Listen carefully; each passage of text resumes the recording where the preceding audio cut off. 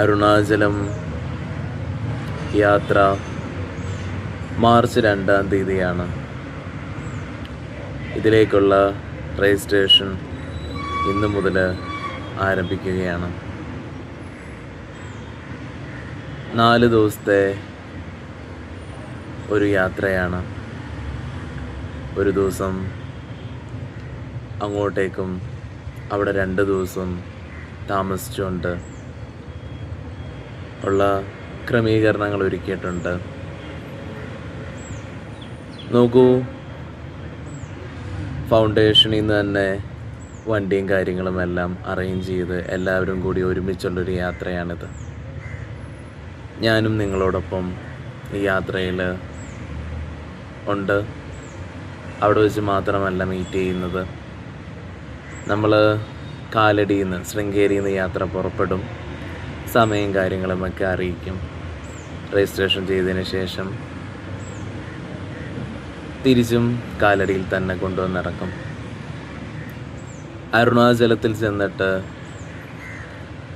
നാം ആദ്യ ദിവസം വളരെ ശക്തമായുള്ള രീതിയിൽ നമ്മൾ സാധന അഭ്യസിച്ചുകൊണ്ട് നമ്മൾ 2-ാം ദിവസം അരുണാചലം മലയുടെ സാധ്യതയെ നാം ഉപകരിക്കാനായിട്ട് നമ്മളെന്തിനാണ് ഇതേപോലുള്ള സ്ഥലങ്ങളിൽ ചെല്ലുന്നത്?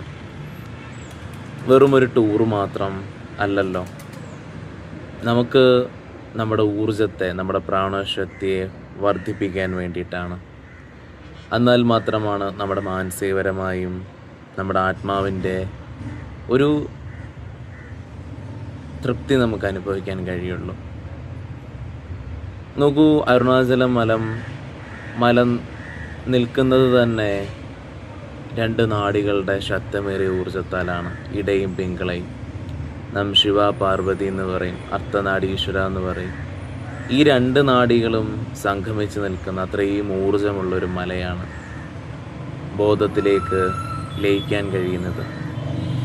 എന്നാൽ നമ്മൾ അധികം സാധന ചെയ്തിട്ടല്ല, നമ്മളാണെങ്കിൽ ഒരു ബ്രഹ്മചാരിയല്ല, സന്യാസിയല്ല. നമുക്കവിടെ പോയി 1 ദിവസം കൂടെ എൻലൈറ്റ്മെൻറ്റ് കിട്ടുമോ? വിധിയുണ്ടെങ്കിൽ കിട്ടും, അല്ലെങ്കിൽ കുണ്ടലിനി ശക്തി ഉയർത്തിയാലും കിട്ടും. എന്നാൽ അതിനൊന്നും നമ്മൾ സാഹചര്യങ്ങളിൽ നിൽക്കുന്നവരാവില്ല. അതേസമയം നമ്മുടെ പ്രാണശക്തിയെ വർദ്ധിപ്പിക്കാൻ വേണ്ടിയിട്ട് 2-ാം ദിവസം പ്രാണശക്തി പൂജ നടത്തുന്നുണ്ട്. എപ്പോഴും പിതൃക്കൾക്ക് വേണ്ടിയിട്ടാണ്.